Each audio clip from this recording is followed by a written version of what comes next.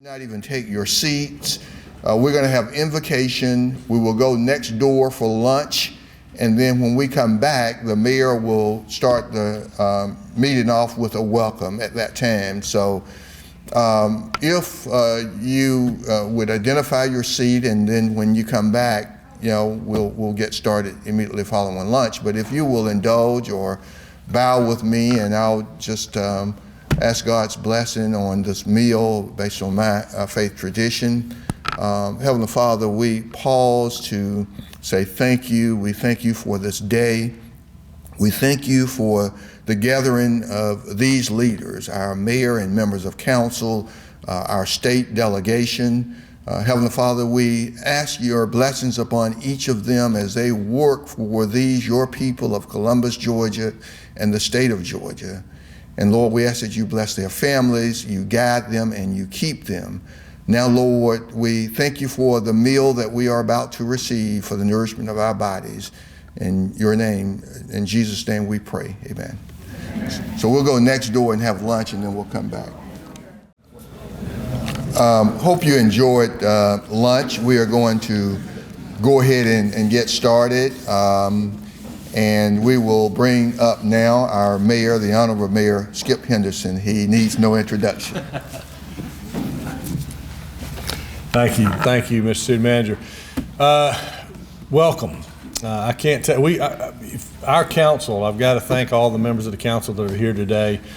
They really, I know I speak for them, and I tell you that we really look forward to this. It gives us an opportunity to share some things that are going on in Columbus that frankly sometimes even we forget that is moving.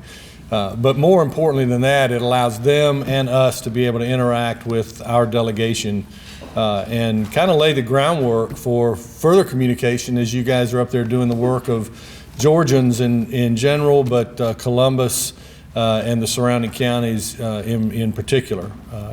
So this is a great opportunity for us to welcome you and to tell you how much we appreciate what you do.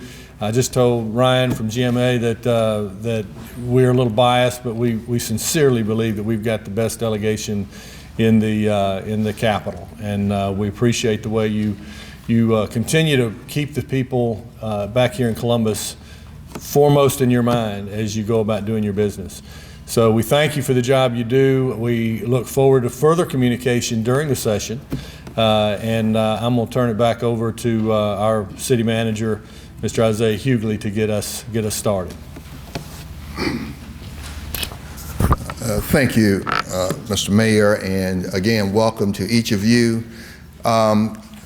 We've got an agenda that's outlined there, and you've got a document before you, and hopefully you'll be able to take that away from here and have it as a resource that you can refer to. And but by way of overview, let me just tell you that you have seen or witnessed a PowerPoint that has been scrolling. It's the Columbus, Georgia momentum that I talked about last year at the meeting. And I asked staff to put together the momentum continues in Columbus, Georgia, but I wanted you to see something different in terms of the momentum continuing than what we showed last year. Now, I pulled a document, an old document, where we talked about 22 miles of river walk in Columbus, and we talked about our momentum. And I don't think you're going to see that in this video, for example. It's hot off the press, so I haven't really seen all that. So I think you're going to see something different than what you saw last year. For example, last year, we shared with you that we spent $15 million on streetscapes on Broad from 9 to 14. And our private sector put in $5 million, and we put in $10 million for $15 million. You probably won't see that in this video. And then we talked about the River Center and how the state supported and funded the River Center. We talked about last year the Columbus, Georgia momentum. And I wanted not to do a PowerPoint this year as I did last year. I wanted to do it in a video. I called Tiasha. I was out of town, I guess, last week. And I called her because I saw a video in another city. And I said, Tiasha, I want this video for Hometown Connection. And she said, we'll handle it. And we've got a great team, and I want to thank Jiasha and Marcy in my office, Chief of Staff, Joey, and Mike Keene, CCG, all of you for all of your work. We've got a great team. And so the Columbus, Georgia momentum remains strong. I tell people 3 years ago, when you Google Wallet Hub best run cities, we were ranked number 16 on the best run cities out of 150 in America 3 years ago. Last year we were 26. This year we're 29. There are 150 cities on that list. Wallet Hub, best run cities in America. 150 on that list. I think Atlanta, Georgia is the only other Georgia city, and I think they're somewhere around 125. And so you're going to hear today about things that are going on in finance, things going on with our infrastructure. And I wanted it to be something different than the momentum that I want to share with you today, because these are public-private partnerships. There are things that are going on all over our city, and you'll recognize some of the faces. But going on all over our city, north, south, east, and west. I am excited about the momentum as it continues in Columbus, Georgia. And I'm going to ask them to roll the video. The Columbus, Georgia momentum continues to be strong in 2023.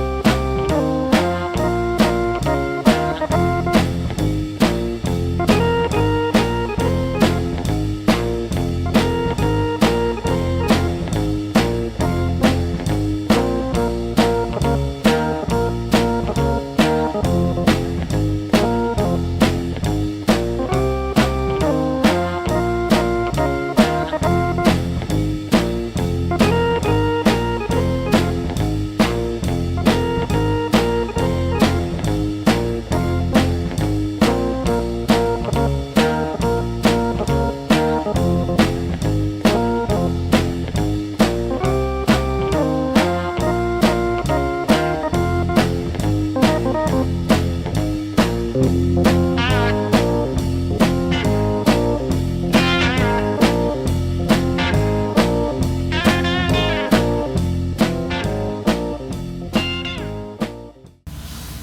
that's just a taste, not all that is going on around Columbus, but it's to just give you a feel, if you're not traveling all over the city, that there's a lot going on.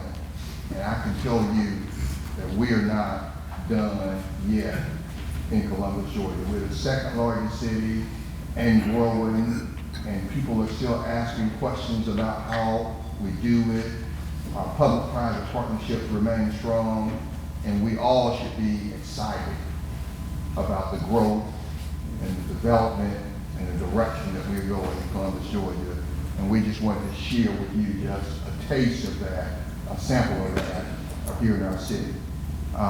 If there are any questions, I'll be happy to answer those, but we're going to go ahead and go into the next portion of our agenda, which will be calling on our finance director, Angelica Alexander, to share with you our finances. Any questions at this time? Director of Finance, Angelica Alexander.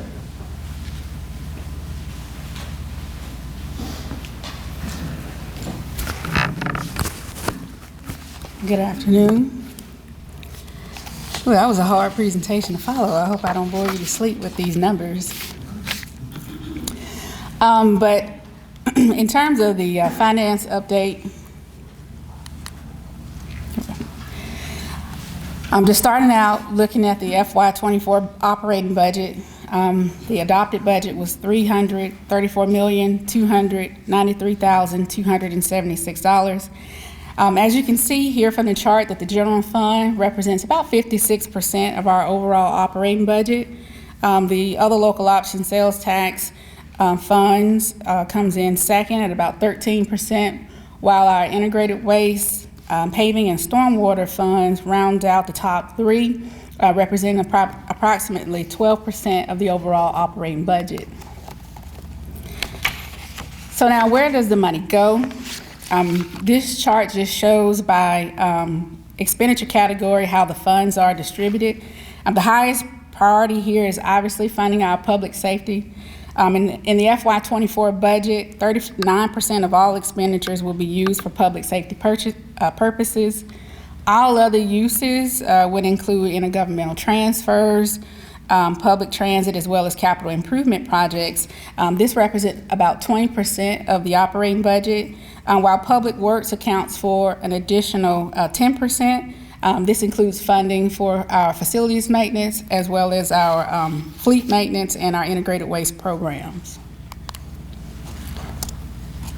So in terms of the FY24 operating fund revenue, where the money comes from, as you can see from this particular chart, the general property taxes represents about 27% of the city revenues for this year. Our sales and use taxes represents about 27% as well. Other primary sources of revenue for us is our franchise and business taxes, as well as our charges for services, which accounts for about 12% of our operating revenue. There is approximately $19 million budgeted in fund balance reserves across various funds, about $14 million of that being in the general fund. The fund balance reserves used in some of our other funds, such as the stormwater and paving funds, will be used to purchase some much needed capital outlay for drainage and road improvement purchases. And much later in the presentation, we'll talk a little bit more about our fund balance reserves and how continued utilization could deplete those reserves over time. So the next slide just depicts our trend in our collections for our original other local option sales tax. As shown here, the increase from FY09 to FY10 reflects some recovery from the Great Recession that really sort of began in the 2008 timeframe. This is a period of time where consumer spending, dropped drastically in response to what was going on in the economy, and that led to a much lower sales tax collection for us. But we experienced an increase in FY11, And by FY12, we went back to pretty much pre-recession levels. Sales taxes, however, since then have sort of ebbed and flowed, as you can see with the constant up and down there in the chart. On a positive note, though, we've seen continued sort of increases in our sales tax collections beginning in FY18, and obviously we hope that that trend continues as we move forward. As far as the sales tax makeup by industry sector here, the largest portion of our sales tax revenue comes from the general merchandise sector, which accounts for about 20% of all of the sales taxes that we collect. This category includes businesses such as department stores, shoe stores, clothing stores, office supply stores, and other general merchandise stores. At 18%, our food and bars category is the second largest sector. This includes businesses like grocery stores, full and fast food restaurants, as well as liquor stores and other drinking places. And so in terms of the sales tax industry mix, just comparing the prior fiscal year, FY22 and FY23, because these are the last two most complete years of data that we have. As you can see here, the general merchandise and the food and bars are still the top two sectors. And pretty much every sector is either in line or exceeds prior year collections when we're comparing FY23 to FY22. Sales taxes are one of those things that's just elastic, and it's more responsive to economic changes, and it gives a better reflection of economic shifts, and that's typically because people typically spend more on goods and services when consumer confidence is high. So in discussing the increases in sales taxes, those same increases may be relative to consumer prices. This consumer price index chart just shows the percentages of the prices of goods and services when comparing August 2022 to August 2023. As you can see in the chart here, the price of all items in the Southeast increased by 4.1% when comparing for that period of time. All categories experienced some increase, with the largest increase being in the housing sector that experienced a 6.6% increase. And according to the Bureau of Economic Analysis, the largest spending increase in all major components of housing was in the other lodging category. That was actually up about 31%. And that was largely due to about a 39% increase in out-of-town trips. Another economic indicator is the median household income. Obviously, having more household income to spend can boost consumer confidence and economic activity. And it's an important measure of economic health because it accounts for extreme changes in income on either end of the spectrum, whether it's poverty and or wealth. So you can see in the chart here that Columbus, as of 2022, has experienced almost a 5% growth when comparing 22 to 21, although this is still lagging behind the state and federal government.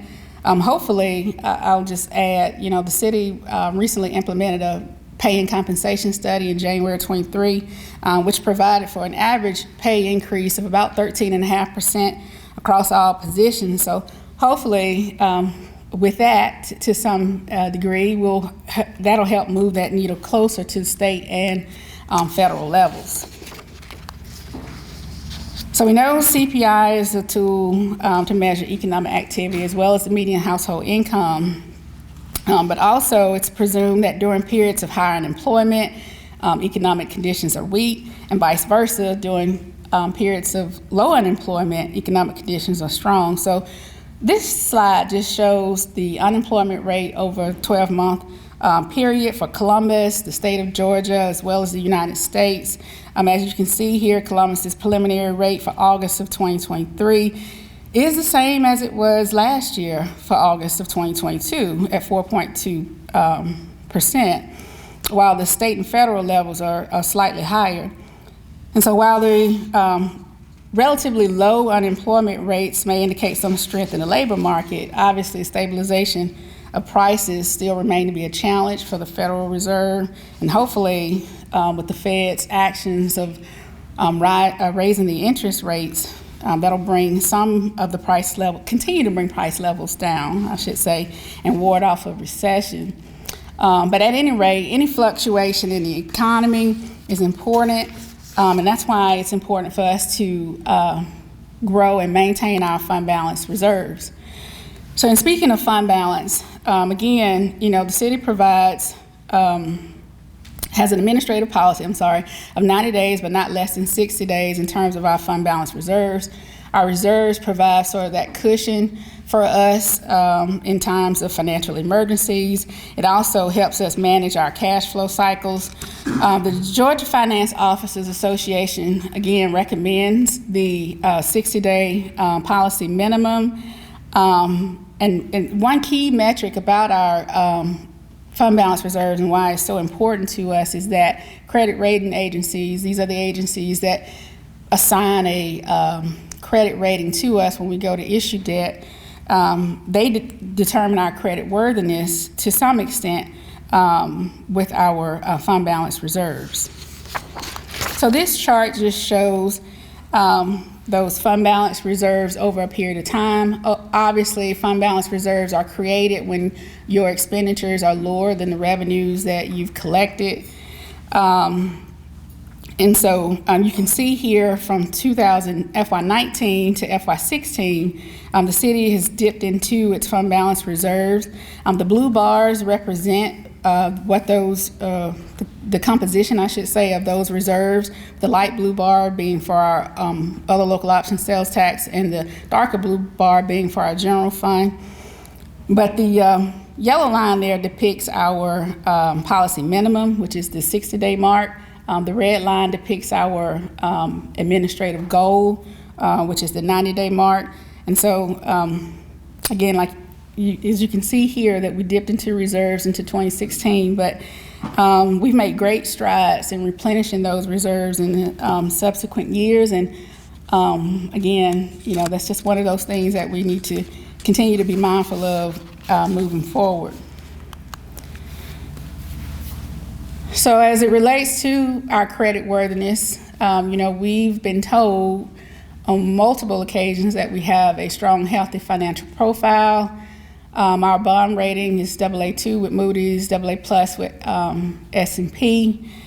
We have been rated by these bond rated agencies at least twice now during the pandemic, and they have reaffirmed our rating each time, which is good news to us. That means that the city has the ability to borrow money at a lower rate.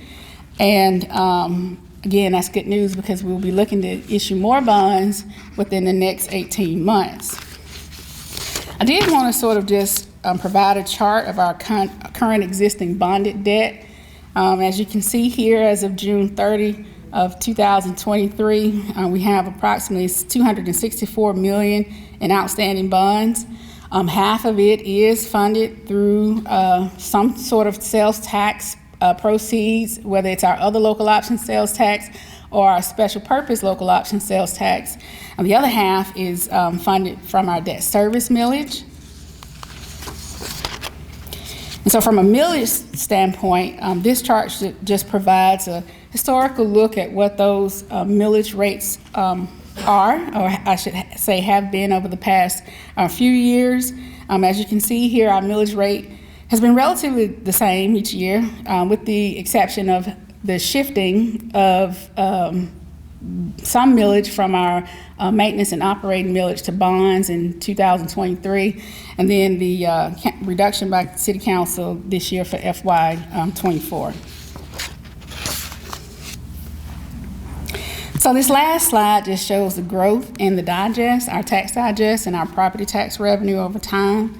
What's reflected in this chart, again, is the digest growth rate based on what's been approved by the Georgia Department of Revenue.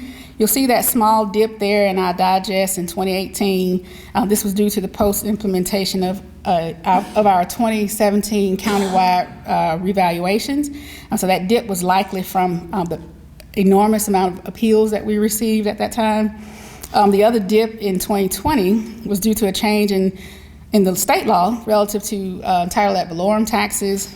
Effective July of 2019, the legislature removed that motor vehicle ad valorem tax true-up, and so that value was removed from the property tax digest in that year.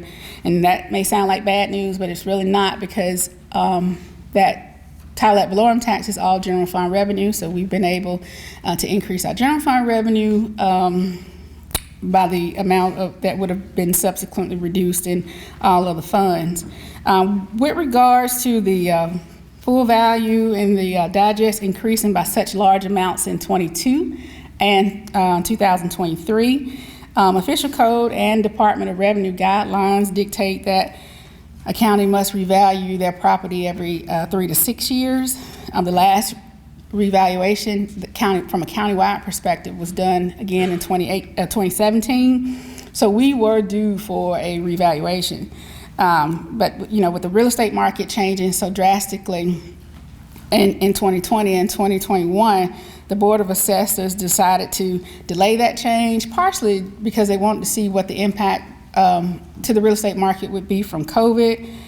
So they held steady those 2 years, but eventually the real estate adjustments to the digest had to be made, otherwise we would fall out of compliance with state law in reference to our property valuation. So that's why you see relatively large increases in 22 and 23. Had obviously that been spread out over a 4-year period instead of a 2-year period, those increases would not have been as dramatic. And I will say, in reference to 2023, excluding the increases that we've seen in our tax allocation districts, that increase would have been roughly 5%. So that, in a nutshell, is the finance update. I will be happy to answer any questions if you have them. On the previous slide, I think you were answering this, I just wanted to understand.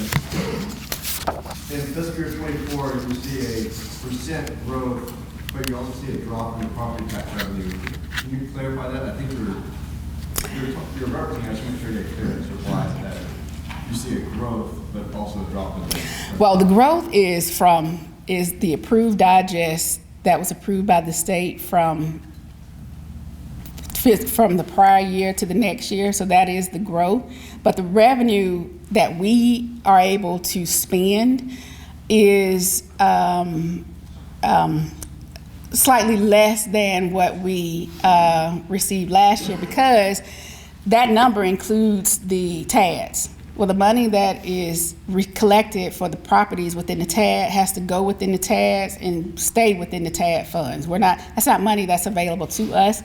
So the trend line that you see there is the funding that the city receives and spends as part of our general maintenance and operating millage.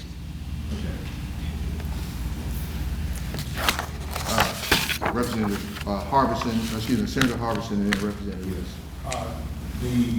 The increase in tax rates, I know that's not tax assessment, I understand that, but like I have an empty house, and it went up from like $1,000 to $3,000. Can you give me an idea why that is happening, or what is pushing that, or?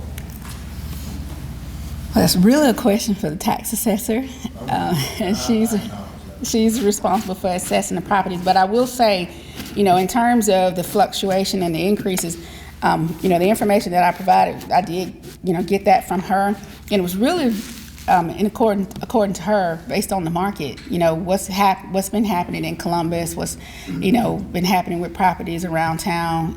If there was some of the rental properties have obviously been experiencing some increases too, and the rents that they've been charging have been incorporated into, based on the methodology that they use in the tax assessor's office, that's been incorporated into the property valuation that subsequently is on the digest. Yeah, and I will say that we'll record your question about that specific property, and staff will get you a response. And I ran into I went to pay my property tax yesterday, and I ran into a lady on her way out, and she wanted to know why she's having to pay property tax this year when she says, I've not paid it in the past, and I'm going to find out for her.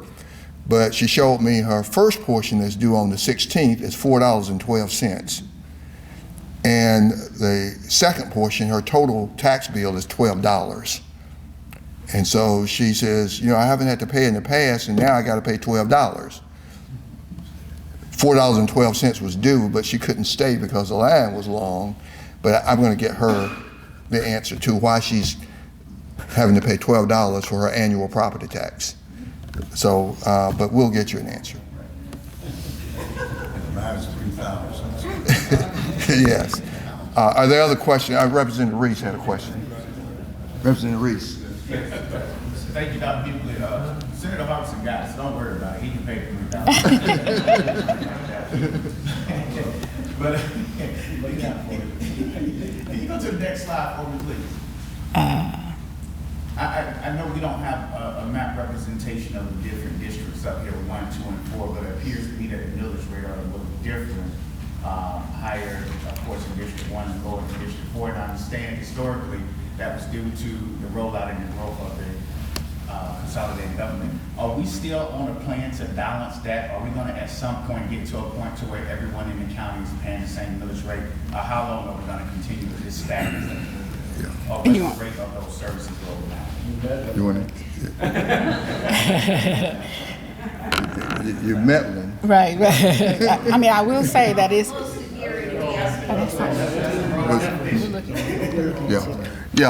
Representative Reese, that is something that we are looking at, and some council members have asked us over the last few years, to look at urban service districts. We've got 1, 2, and 4, and in some cases the lines are very close together. Like there's one line that goes through a neighborhood. On one side of the street, they're in Urban Service District 2, and they, on the opposite side, they're in Urban Service District 1, and they're paying differently.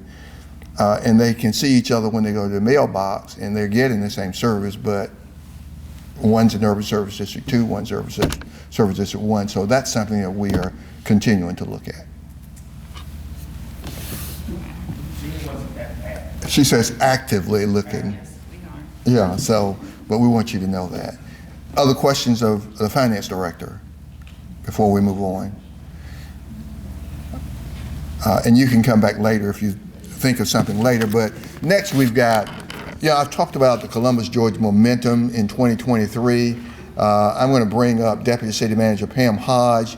She's going to talk about, you heard me talk about in the video the projects that are going on, capital projects, public-private partnership projects, and the growth of the city.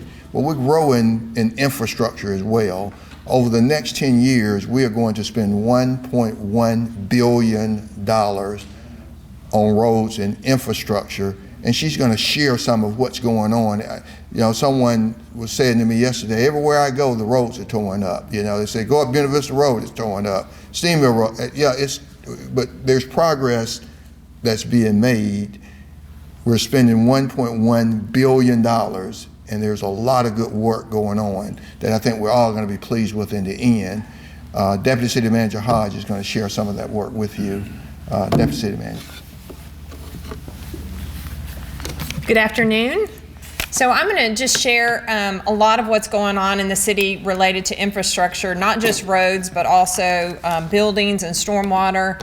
And a lot of these projects, we are proud to say, are pennies that have been voted on by our citizens time and time again. So that's really important to point out that if not for those pennies, these projects probably would not be done or would not be done for 50 years. So those local option sales taxes, either a SPLOST or a T-SPLOST, has really allowed us to make a lot of improvements to our infrastructure. So I'll start out with the T-SPLOST. We have our second T-Splost in place. These projects were part of the River Valley region, so it's a 16 county region that has approved these two sales taxes from 2012 and then renewed again in 2022.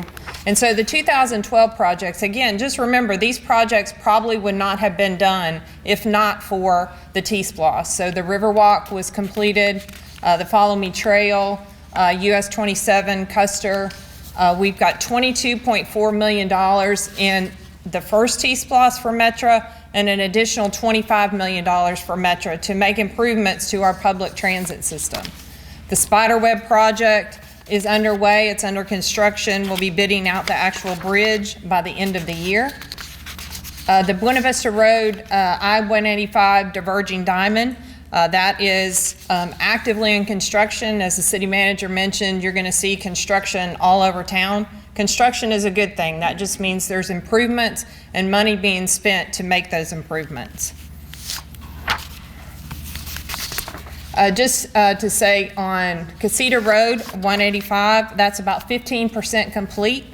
They have completed, the right-of-way is complete. You'll see clearing continuing. And so this project is moving forward. The 219 is almost complete. This is River Road going into Harris County. This project is North Veterans Parkway. It's also going into Harris County. They have acquired 167 of the 181 parcels that's needed for this project to move forward. So you'll start seeing a lot of clearing for this project. This project is being managed by GDOT. And then again, as part of that 2012 T-Splost, the city received over $28 million in discretionary funds. So this again is projects that we were able to do and not impact our annual operating budget. So I've listed some of the projects that we've been able to do with these discretionary funds for T-Splost, from bridge replacements to resurfacing almost 30 miles of roads, to signal improvements, trail expansion, sidewalks, and guardrails. And then for the 2022 T-Splost, which just is kicking off, this is our Band 1 projects. So we have a lot of projects on Band 1. We have split those with GDOT, so we're administrating some locally, and GDOT is handling a lot of the projects for us. And you can see the status of each one of those projects.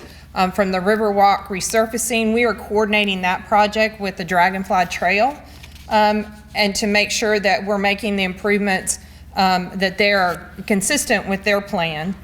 The Steam Mill Road project, that currently is under design. We have a public meeting scheduled for October 23rd on that project. Whitesville Road project, the design has been awarded, so we'll be moving forward with that project. GDOT is handling the Buena Vista Road corridor improvements. That project is expected to be let in October of 2026. South Pumpkin Road streetscapes, we are waiting to award that project. We have a Safe Streets for All grant that we received for $1 million, which was going to hold us up for this project. So we are redirecting those funds to a countywide evaluation and not specific to Steam Mill Road, so that we can move that project forward. University Avenue Road project, GDOT is handling that. Expect a September 2026 let. The roundabout road improvement at 13th Avenue, 17th Street in Linwood, that design is in process. Liberty Theater block enhancements, again, that design is in process. Fifth Avenue connector, that design has been awarded, and so that has kicked off as well. And then Andrews Road and Britton Road, those again are handled by GDOT, and we expect a 2026 let on those projects. I've also listed the Band 2 and Band 3 projects, and those will be moving forward in the next couple of years. The first one, I just want to mention Second Avenue streetscapes. That's being handled by GDOT, and they're coordinating that with a project that GDOT has for a full depth reclamation project. So our streetscapes and that full depth reclamation will be happening at the same time. And again, with the T-Splosh, the second T-Splosh from 2022, a total investment of $339 million of road projects in our community. So again, another sales tax voted on by our citizens is the special purpose local option sales tax. This is just a list of the project categories. The main project from this SPLOST was the Judicial Center at a $200 million budget. Parks and Recreation, Public Safety, Transportation, Stormwater, our golf courses, upgrades to our heavy equipment and vehicles, IT, the Trade Center, Civic Center, and Economic Development. These are the current projects that are in process. Again, our Judicial Center, which you saw the concept in the presentation from the city manager, that is under design. We should be moving forward with construction relatively soon. Replacement of the 3 swimming pools. The design is completed. There'll be concepts presented to council in the next meeting. And so that completion date is scheduled for May of 2024. So next summer, those pools will be open again. We are replacing fire station number 5, and the River Road Tower is being replaced. Upcoming SPLOST projects that we'll be working on is pickleball at Cooper Creek, Carver Park improvements, the Bull Creek and the Oxbow Creek clubhouses, fire station number 8 upgrades, Civic Center upgrades, as well as the Trade Center parking garage. And then again, other projects that we have going on in the city, which you saw some of those in the video, is City Hall. That acquisition was completed in February of 2022. Phase 1 offices have all been relocated to City Hall. The parking garage is now open to the public on floors 1 and 2. The Sheriff's Office Administration Building, which is on 10th Street across from the Public Safety Building, that will start construction of the renovations of that facility for the Sheriff's Office. And then we have additional projects that we're working on. We're doing a full assessment of the jail to make improvements at the jail or to build a new jail. That's what the assessment will tell us. Making improvements to the Liberty Theater. A roundabout at Fortson Road and Williams Road, the bids have been received. They'll be coming to council for approval. Military Drive and Infantry Road are federally funded projects. We expect to let those in 2024. Mott's Green will be completed in 2024. The 9th Avenue or 9th Street flood abatement, those plans have been finalized and those will be going out to bid. 35th Street and 2nd Avenue, that contract has been executed, so those improvements will be starting, and as well as the Cherokee retaining wall. 3 projects that we've put in the budget for FY24, so those will be moving forward, is to establish gateway signage as you come into Columbus. We're also looking at doing an impact study on all the traffic around the schools, and also doing a complete study for sidewalks and trail connectivity. We also have projects that are under development by GDOT. We've had improvements made to the 9th Street Veterans Parkway Railroad crossing. This is a temporary fix before a long-term fix can be determined. Oglethorpe Bridge is under design by GDOT. River Road resurfacing is about 70% complete. The Miller-Manchester Expressway bridge replacement is about 20% complete. Improvements at J.R. Allen and Manchester Expressway, about 95% complete. Bradley Park Diverging Diamond, that just got started, so there'll be a lot of construction in that area, as well as the Werecoba Creek Culvert. That's expected to be completed in 2024, which will also provide for the restriping of 13th Street. And then I just want to walk through the American Rescue Plan. As you know, that was passed and put into law in March of 2021, and there was a lot of funding that was provided directly to local governments. The city actually received $78 million. So this is additional funding that's not coming directly from a millage increase for our taxpayers for projects and items that meet the requirements of the ARP, but allow for projects to be funded in our community. So it came to us in 2 phases, so we have distinguished our projects by phase 1 or phase 2. In phase 1, automation of garbage collection, so we purchased new side load garbage trucks as well as carts. We're continuing to receive those trucks in. Purchased ambulances with phase 1. Community safeguard programs, we had a summer youth program for 2 years now through the mayor's office.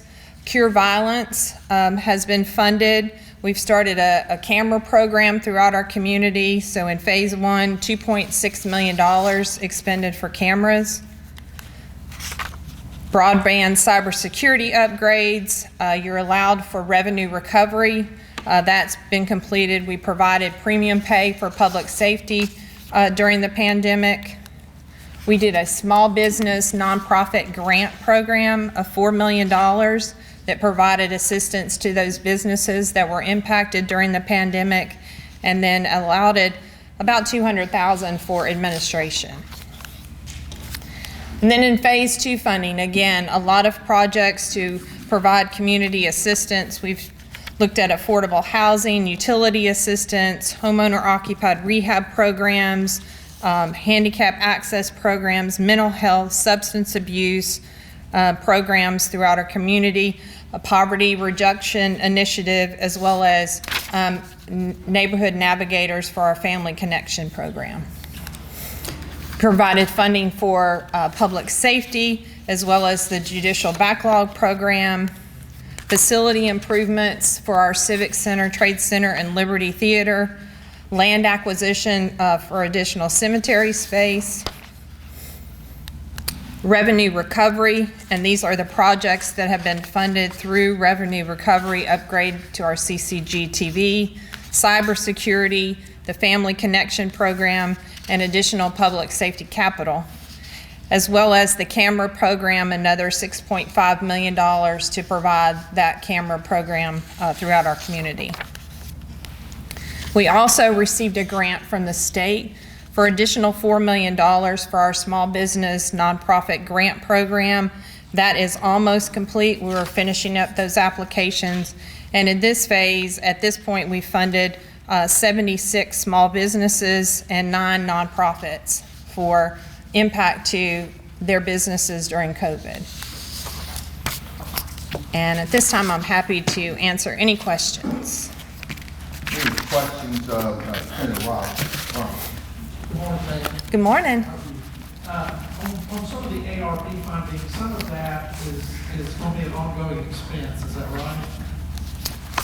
And the one-time investment on the ARP, so am I to assume you can factor in those costs once the ARP money has been spent and then we move forward?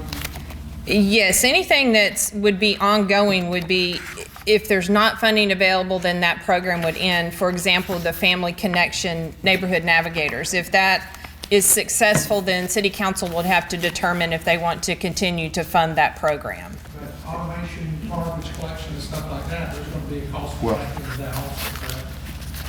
Upkeep, maintenance of all the equipment. Well, but let me just say to that, and we're excited about the automated trucks, and we did not show a picture, but you've probably seen the blue public works trucks driving around town. They are going to replace the old traditional trucks with the 2 inmates on the back. Those are automated. In fact, we got 8 in yesterday. We're going to have a total of 25, and then, of course, we anticipate we're going to have 40. And so, yes, those will need to be replaced as they come to end of useful life. But the thing is, we were going to have to place the traditional trucks if we did not have these new trucks. And so it's going to create the efficiency, but yeah, they'll have to be replaced. Well, and my thing is, I assume that the ongoing expenses of the program will be absorbed through the garbage collection fee. That would be correct. Yes, sir. Yeah, that was, Yes. I want to make sure that. And on the general assessment, is that just an infrastructure assessment? On the jail assessment, Right, is that just the building, the infrastructure required? In other words, going and evaluating the current yeah, place there at 710th Street? the initial assessment came out of what funds? Well, no, I'm just asking what the assessment is. Oh, yeah, that's the assessment to determine, of course, we know that our jail is old and we're going to have to replace our jail at some, Well, it's not too old, because if it's too old, then I'm old, so. and so it's the assessment to really determine where we need to go with. And I guess that's what I'm saying, we're looking at the bricks and mortar, the infrastructure under the ground and everything that's needed as we move. Yeah, you want to? So the intent is for us to look at the jail and do we renovate, do we replace in stages? And so the amount of money that's budgeted will get us all the way through schematic design of either a new facility or a renovated facility. And who owns the Liberty Theater? The city owns the Liberty Theater. Any other questions? Yes, sir. Representative Reese. But I do want to add, for general public purposes, when we were at this meeting last year, we did not have Kathy Williams in place as our DOT. That's correct. True representative.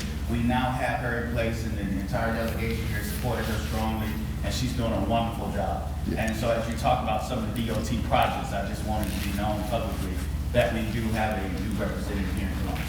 Yes, and it's worked to our advantage to have Kathy Williams in that role. So, and we're fortunate, again, to have her, but let me just say, you saw a lot of stuff. We've got a lot going on in Columbus, Georgia. And I'm here to tell you that, we don't just project managers to manage and coordinate these efforts. These things are done, for the most part, internally. And the same people that when you call and say, my grass is 18 inches high, that same guy, the director of inspection and code, is the same guy that's overseeing so many of these projects, along with his team, his staff. But we have a small team and they do a lot of work, and I do want to acknowledge the great work that they are doing. This is a lot of money being spent, a lot of projects going on. Our director of engineering is back there. When you see her, she is a person who's managing a project, though you see her out and about and at city council and giving updates. That same person, Donna Newman, Ryan Pruitt, Deputy City Manager Hodge, Deputy City Manager Goodwin, they are managing these projects, the camera project. I mean, that's what she does. That's what they do. And so I commend them on that. And any other questions of Deputy City Manager Hodge about any of the projects, the things that we have going on in Columbus, Georgia? If not, we're going to get right into our legislative agenda. And, our process has been, we hear from our elected officials or others, and they tell us what they would like to see our delegation support, introduce, the General Assembly take action on. And we formulate those into what we call or refer to as our legislative agenda. And then we present them individually to the mayor and council. They vote on them individually, and then it becomes our legislative agenda. And then we, at Hometown Connection, thanks to Georgia Municipal Association, and they are represented here by Ryan and DJ, raise your hand. They started us with Hometown Connection many years ago. We've been doing this about 16 years. But we create the legislative agenda, we present it to our legislative delegation, and our delegation has been great about going to Atlanta and getting things done for us on our legislative agenda. And so we're gonna introduce those members of the legislative agenda here shortly, but we want to thank our legislative delegation for the great work they do in Atlanta, Georgia. Number one on our legislative agenda, and I'm gonna go through these quickly, we've got 9 new items, and then we've got a few carryover items from previous years for a total of 21 items on the legislative agenda. But number one is that we are asking the legislative delegation to introduce support legislation to enhance Georgia citizens' access to vital mental health services, including the provision of state budgetary funding for additional behavioral health crisis centers across the state, additional co-responder units, and other resources to assist those with mental health and substance abuse disorders. And this was an item that came from ACCG, and they asked different counties to get a resolution from their jurisdiction to support this piece of legislation. Chairman Richard Smith. I think 2 years ago, the House and Senate passed a resolution in developing a mental health program for the state that would address a lot of these issues. Now, is it finalized? No. It's one of those things that is alive and growing because all of our mental health issues are not just one-time deal. So, but I think a couple of years ago, we passed, under former Speaker David Ralston, a very strong mental health piece of legislation. HB 1013. That's right, HB 1013. Okay. All right. Well, that's good for us to know, when it was a request that came out from ACCG, and we were just simply trying to honor that request. But I appreciate that, and we'll have to share that feedback with ACCG. Do you happen to know how many other members of ACCG, or perhaps our representatives here know, are also adopting something along this line? So I know that we also hear from our legislative delegation that if it's a statewide impact, it needs to have statewide support. And I'm just wondering, do you have any ideas others are doing it? They sent it to all the counties. I don't know how many counties have responded to them of the 159. I'd have to check to see. I don't know, Ryan, if you or DJ have any knowledge regarding this. It's not yours. It's not GMA. It's ACCG. No, man, we don't have that information. We offer a contact, so see if we can find out. I was just curious if it's just us, that's a problem. If it's other counties in the state, it may not be. I think, Ryan, you were there when SB 1013, when HB 1013 passed, right? Yes, sir. Yeah, and because it was a huge process, it was actually started board with it came over, we had to transplant it to the DSM-5 and several other things. Then lots of work on it and got through, and that passed, and that was, I think that got us about 80% down the road on everything. Yeah, and Councilor Thomas, I will check on that. Yeah. Yes. The legislative agenda is being met at this moment in Jekyll Island. With ACCG? Yeah. And this was an email that came out to all the counties. Representative Hughley. Mr. City Manager, it's important that locals encourage us to continue the work that was started under Speaker Ralston and actually fund these programs and projects, because it is a statewide issue. It is not something specific to Columbus or some other entity. Everyone all across our state are facing the same type of issues. But it's important for us as legislators to know that our locals could care about it. Yeah, and I think, Representative Hughley, that is probably why they ask every county to pass a resolution. And typically, if it comes from ACCG and GMA, we make sure there's no conflict between the two organizations, and they're asking for state budgetary allocation on this. And we know mental health is a problem, so I'm sure that's why they're asking all of the counties to send a supporting resolution on this. So, but I'll check with ACCG on that. Number two is a one-user utility bill.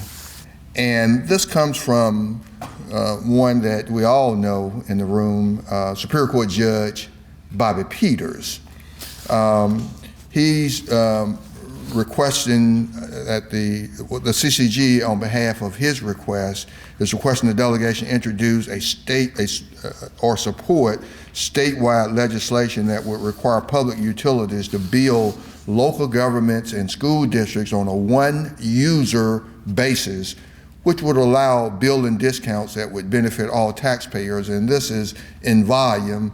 If you were able to pull that off, we'd get the benefit of a discount from volume. And then because they're going to read meters, we would still be invoiced separately by the utility companies.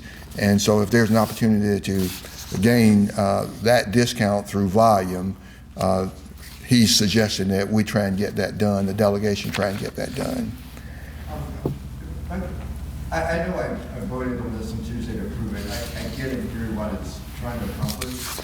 In reality, as we're trying to prioritize, we think this is high likely to succeed. I mean, they could,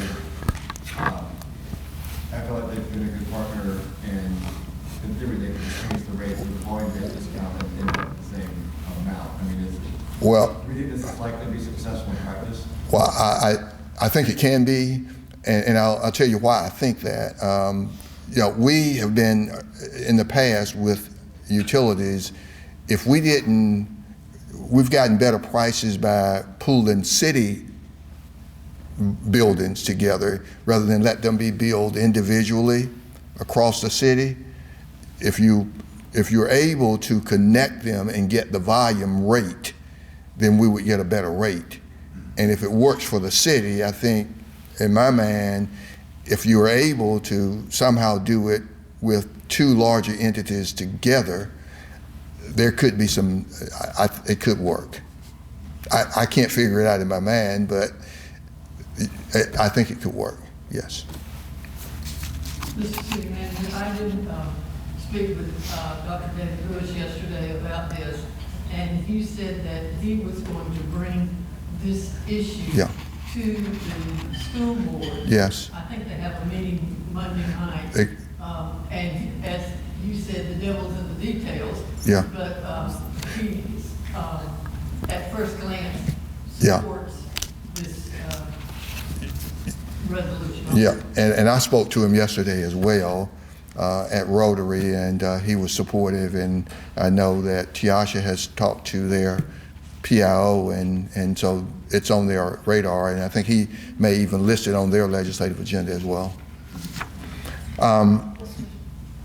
Yes, Councilor Crabb.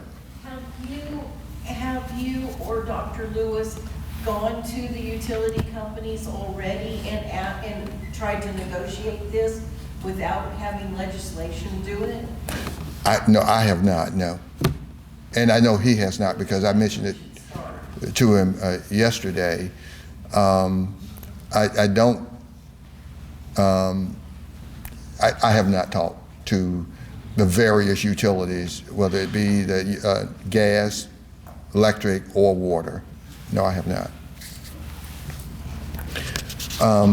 Number 3 would be technology fee surcharge on recorders court fines.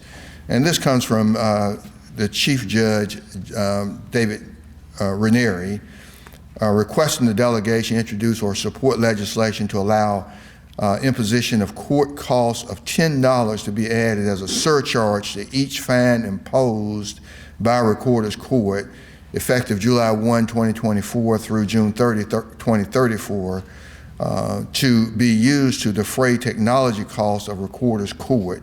And the technology fees, as he's outlined, it would be used exclusively to provide for the technological needs of Recorder's Court, such as computer hardware, lease maintenance, installation, imaging, scanning, and so forth, so on.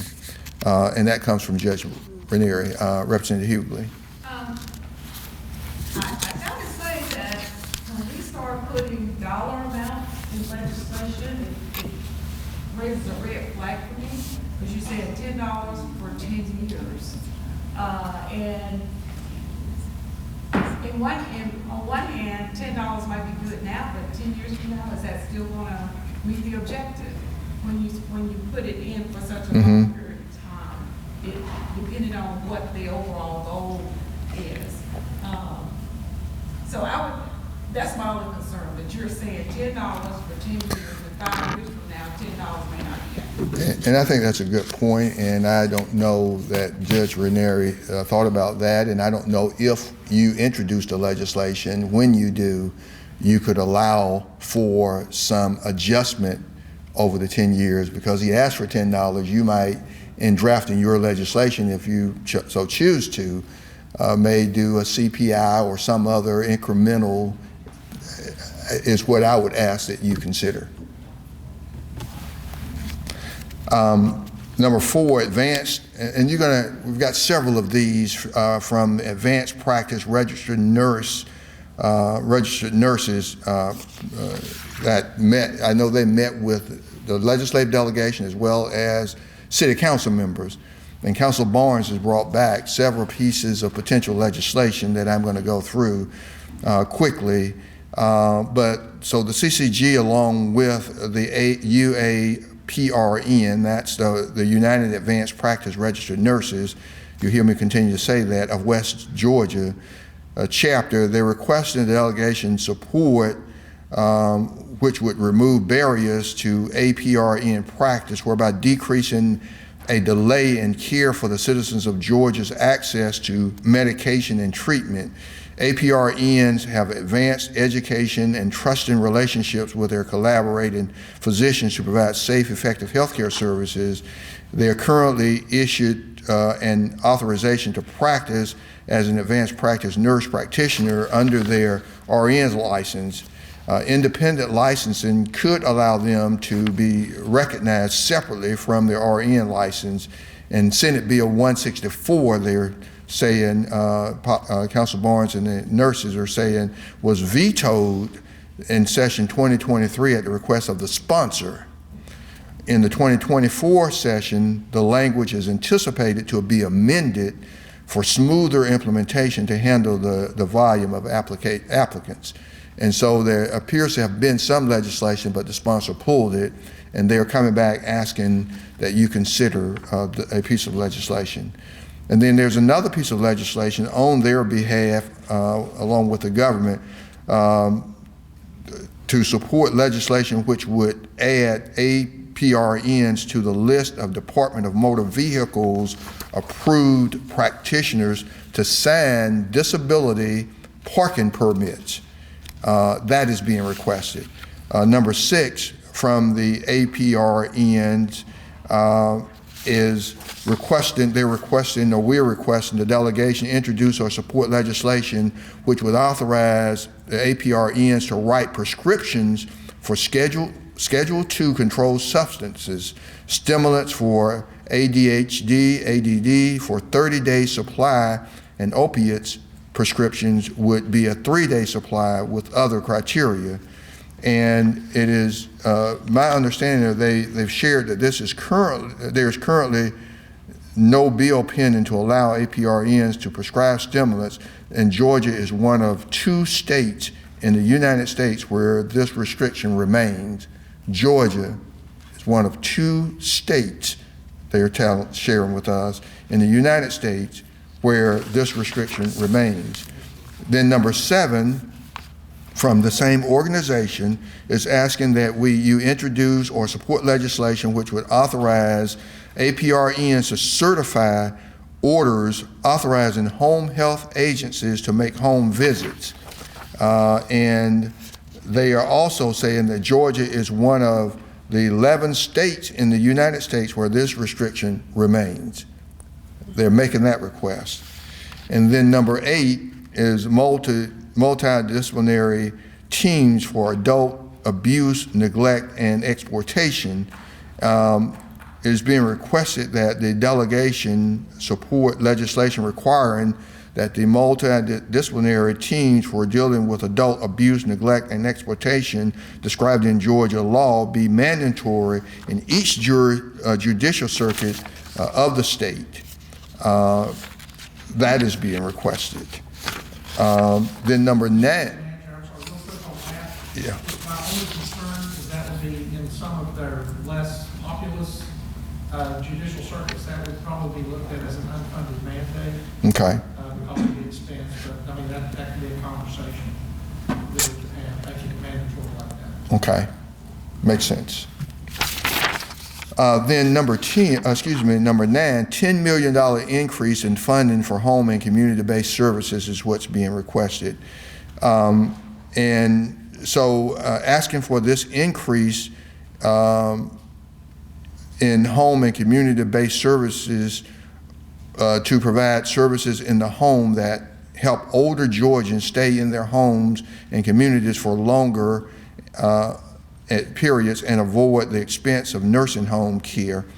And they're sharing that the non-medical home and community-based services program provides services that promote health and independence. And these services can help delay premature nursing home care by 51 months if you were to consider adding $10 million in funding for home and community-based services. So that is being requested. And they're further saying that in-home services include home delivered meals, adult daycare, respite care, home modification, and more. And the Georgia Council on Aging and Coalition of Advocates for Georgia's Elderly members support the request to increase funding by $10 million. Yes, ma'am. Do you all have the stats for the number of our citizens that would be affected? I don't have it today, but I can certainly have staff make a note and we can see if we can get you that information. Number 10, starting with number 10, these are all carryovers, so I'm not going to spend a lot of time on them. Short-term rentals.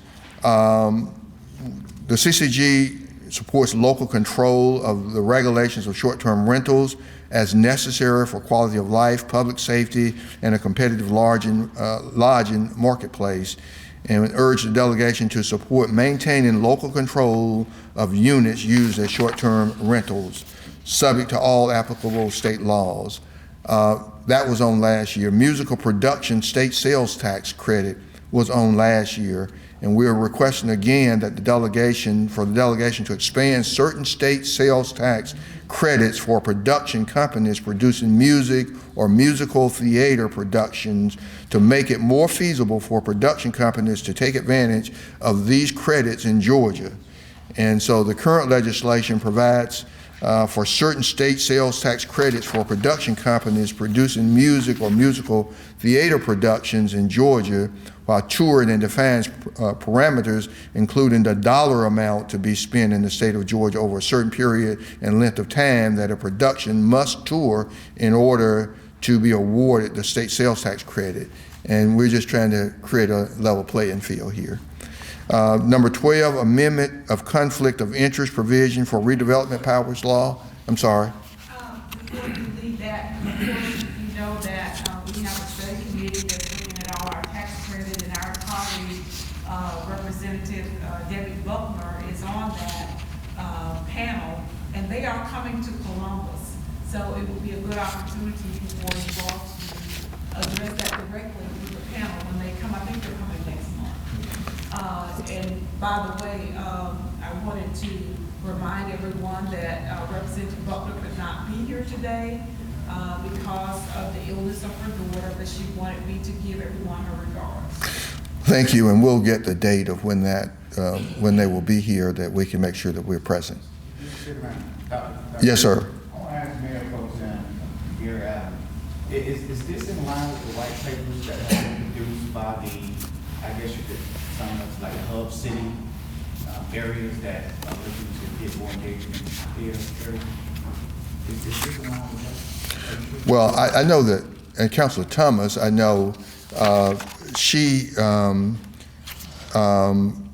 the Mayor Pro Tem is here, but I know she's been directly, I think you may have initially brought this concern to us, Councilor Thomas. We're looking to mirror, if you will, the tax credits that are given to movies that are made in the state of Georgia. The River Center, for example, has companies that come to do presentations, to do plays and so forth, and they can stay 2 or 3 weeks. And they'll do that if they're allowed to have these tax credits. And it's not just the River Center, but it's those type of theater groups all over the state. I know the Fox, they were talking about the Fox Theater, they're talking about one in America, several places around, that this would mirror the tax credits that would be given to making a movie in the state of Georgia. And again, I think it goes back to what you said, it affects statewide, it's good for everybody, all Yes. the layers statewide, not just one. Yes. And of course, when there is a production at the River Center, the audience is not just Muskogee County, it's not just Columbus, it's all around this western Georgia. So it's something that I think that would be a real feather in our hat if we could do this and get these production companies to come to our theaters to do their planning and so forth. Jack Smith. Stephanie is going to be here in Columbus on Wednesday, November the 8th, starting at 9 o'clock at the Columbus Chamber. Okay, Wednesday, November 8th. Got it. Senator Harper. Yeah, thank you very much. I would just certainly encourage everybody to maybe catch a film version of a meeting that was held right here in Columbus last Thursday, where you had Georgia Entertainment Unscripted. And it was just everybody from the United States of America converged on that. To put out what they were doing, the great things they were doing, and all the great economic impact that will come out of it. It's just really great, first class, top notch, and obviously it's very good to interface with those people at Columbus State University and other people around the state. It's a great thing with millions and millions of dollars. So I think the is well-deserved, well-placed, and I'm sure we'll well monitor those activities when it comes to Fulton Justice Center. But it's really something that's great. They toured in Knoxville, they toured in Columbus, and I believe one of the state, but they had professional people there, actors and everybody else who talked about the great impact they made. So I would offer to you for your approval. You too, man. Thank you, sir. So number 12 was on last year, amendment of conflict of interest provision for redevelopment powers law, requesting legislation to revise or clarify the conflict of interest provision in redevelopment power law, which addresses the participation of local government elected and appointed officials and employees in the creation and administration of tax allocation districts. We're asking you to consider that. Councilor Craft. I request that you combine, when you're addressing this one, you address number 21 at the same time. They both are related to TAD and just kind of a restructuring of the TAD laws. Yes. All right. And then number 13, county special local option sales tax maintenance reserve. This has been on for a number of years, asking to allow 5% of the local option sales tax to go for maintenance. Number 14, funding for behavioral health and addictive diseases and developmental disabilities. Asking the delegation to support for support of a robust system of care for behavioral health, addictive diseases, and developmental disabilities, and additional funding for crisis intervention terms throughout the state. And then there's number 15, personal care homes, and there are a couple of these that we want to point to.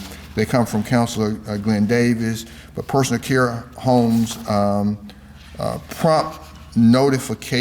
require prompt notification of county and city police and fire departments, licensing departments, and planning and zoning departments upon licensing or license changes of child care institutions, foster care homes, and personal care homes as defined in law. So we're asking your support with that. City Attorney Fay. On 15, 16, and 17, just a brief comment. I know how hard it is to get statewide legislation passed, and I think Representative Butler last year and Representative Hughley had said they were going to look at these three items and maybe try to get them done by administrative regulation with the force of law. If that's possible, I know Councilman Davis is not here, he'd like to see it done any way you can do it. But if it doesn't have to be a statewide law, maybe a reg with the force of law is what we're after. But this does affect every county. And that's what David was looking at before. Yeah. It appears that Muskogee County has more of a concern with this than a lot of our peers for some reason. I don't know why we are being chosen as the place, but there's something peculiar about us that we have more of this than others do. I just got a text back from Representative Buckner a few minutes ago, and we have been waiting for the department to act on this, and we'll have to follow up again. Unfortunately, the department has had some turnover, and so we're starting over, so we'll have to start over again. And number 16 was to require minimum staffing of 2 trained supervisors or managers between the hours of 6 p.m. and 6 a.m. at a child care institution, foster care home, and personal care home.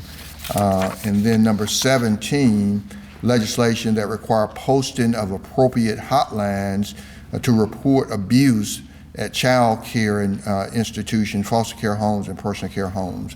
And those are the 3 that come from Councilor Davis that the city attorney referred to. On the minimum staffing, I'm sure everybody is aware that staffing is a problem in terms of finding workers, and so that's the pushback that you're going to constantly get on that from the people in the industry. Yeah. So that's going to be a challenge with that. Okay. And then Councilor Crabb mentioned housing affordability, requesting delegation introduce an amendment to said statewide legislation to allow cities and counties to enact localized anti-displacement policies for properties in qualified census tracts and difficult development areas, economically depressed zones as defined by general law. And that comes from Councilor Tucker. Yes, ma'am. When we voted on, when this came up on Tuesday at the city council meeting, this was put in as a carryover, and it's come to my attention that it did not get to the state level. So this was categorized as a carryover, when it's really not a carryover because it never went to the state level. Okay. So this really would not be included in the motion that I made, that we take over we implement all the carryover items. Yeah. Because this wasn't technically a Yeah. carryover. So we take it back as a new item and not a carryover. Yeah, I think, is it possible, since it was Toya's, what do you call it? Recommendation. Thank you. Yeah. Since it was Toya's recommendation, I think maybe we should just bring it back at the next council meeting and let her address it. We can do that. Okay. Yeah, we'll do that. And so, item 19, new options waiver program and comprehensive support waiver programs. This comes from Councilor Tucker as well, requesting the delegation evaluate and appropriately fund operations of the new option waiver and the comprehensive supports waiver program, which offer home and community-based services for people with intellectual disabilities or developmental disabilities, is what is being requested there. And then number 20, you had this one last year, legitimation procedures, requesting the delegation introduce a resolution supporting the legislative study of legitimation procedures to make them more affordable and accessible for fathers of limited means who desire to take responsibility for a role in the life of their biological children. It comes from Councilor Davis. City Manager, Yes. and somebody in the room may know this, does Columbus Tech still run the legitimation station that Dr. Lauren Mescott set up when Tim was our presidency issue? I do not know.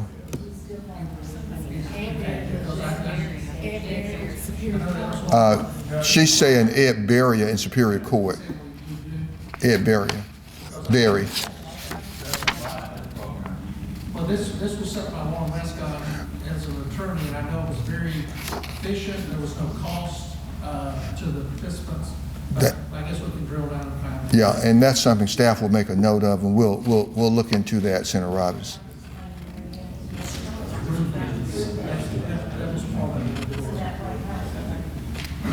We'll make note and look into it.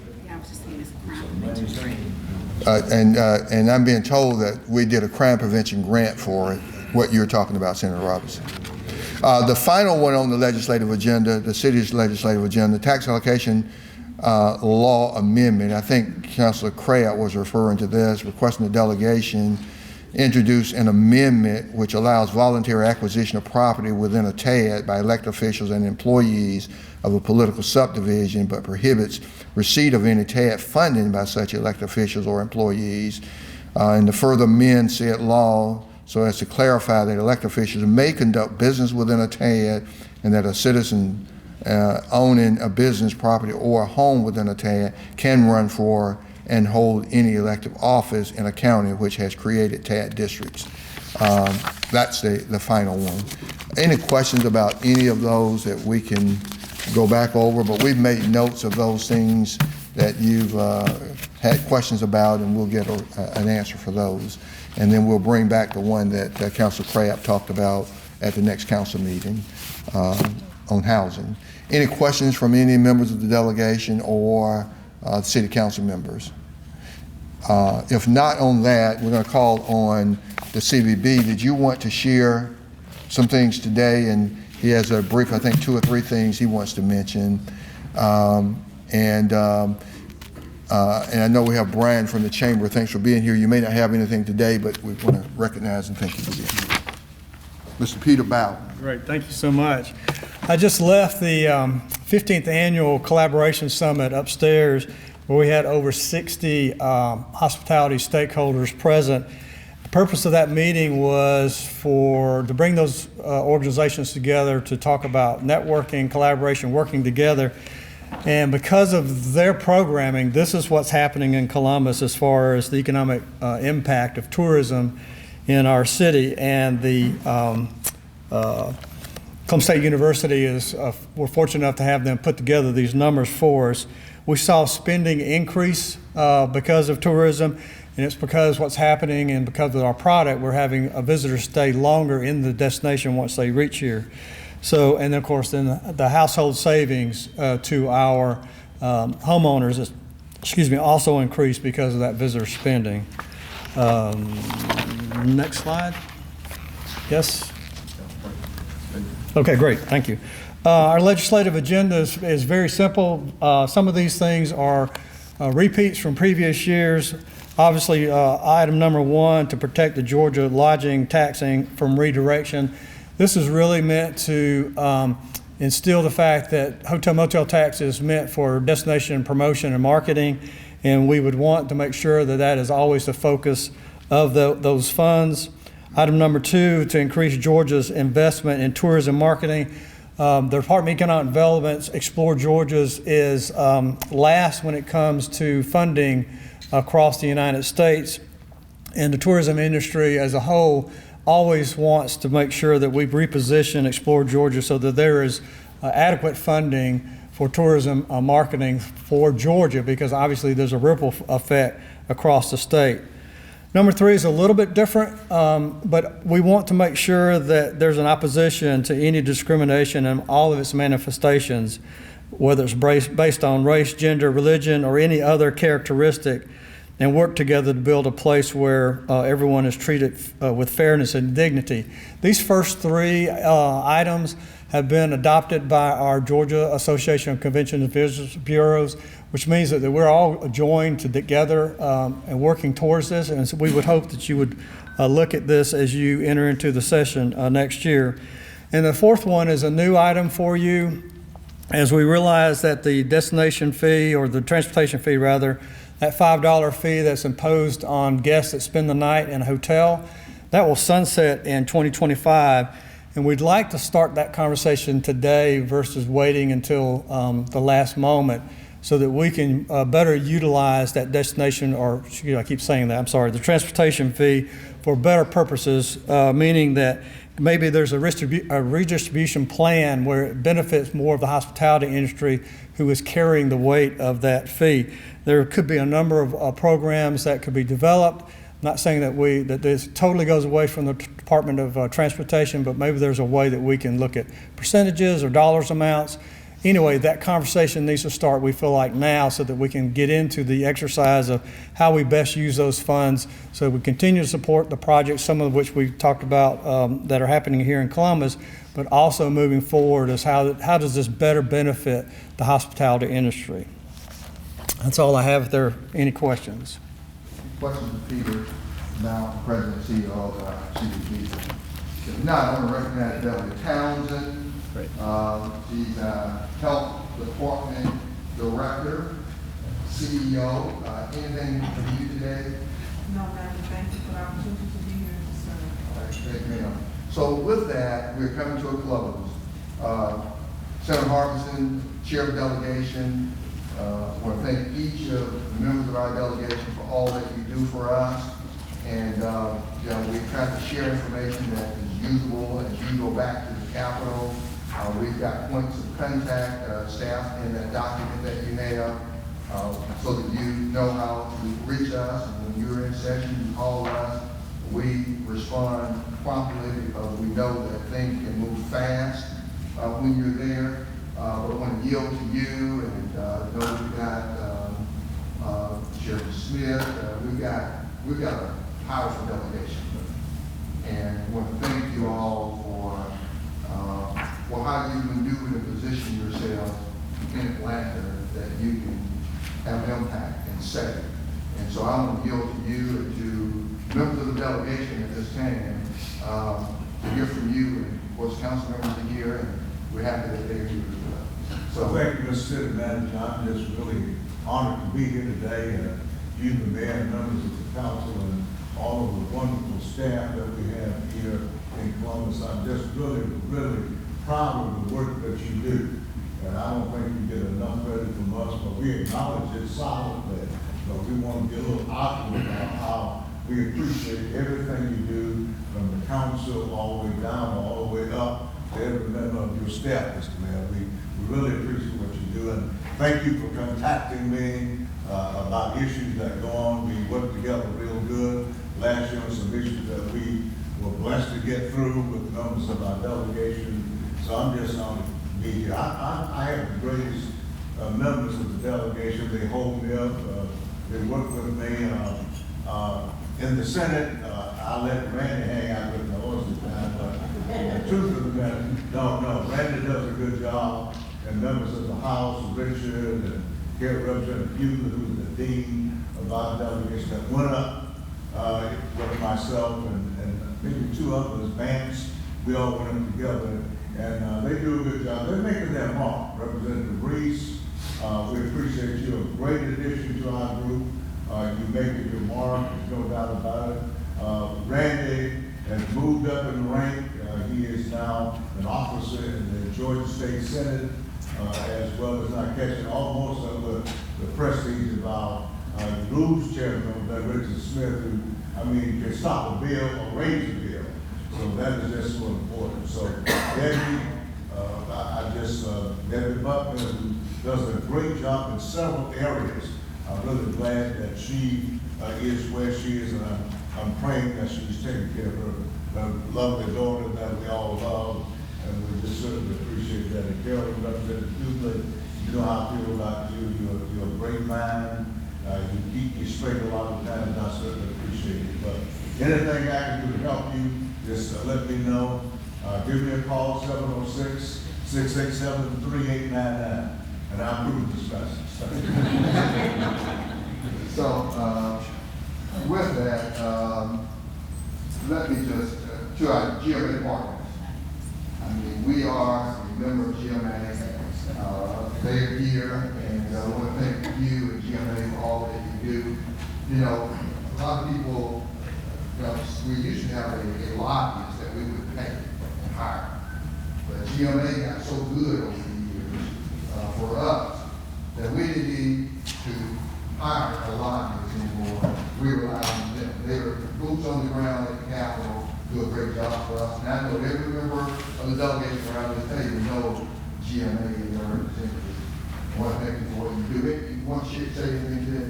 Just want to thank you for the invitation. We always appreciate being included in great events like this. This is absolutely fantastic, Mr. Mayor, Mr. City Manager. Your staff did an amazing job on this. And it's no doubt that you guys are a top third growing city in the country, so that's incredible. Thank you, members of the delegation. We appreciate you being here. We want you to present and look forward to seeing you in the city. So, thank you. Thanks, sir. Thank you to the staff and all the support. But the final word is going to be the mayor, and then we will conclude the meeting. So, Mr. Mayor, I turn it over to you. I've only got about 30, 40 minutes. Just again, thank you for your attendance. Thank you for your attendance, and City Manager beat me to it. I do want to thank staff under the incredible leadership of our city manager who put this together. And as you see through the video, you got a lot going on. That's a lot of balls to keep in the air at one time. And our staff, I put them up against anybody across the state. They do such an incredible job of juggling all of the things that they've got going. I will add one thing. This is not in the form of a legislative request. It's just sort of making sure you know what we have on our radar.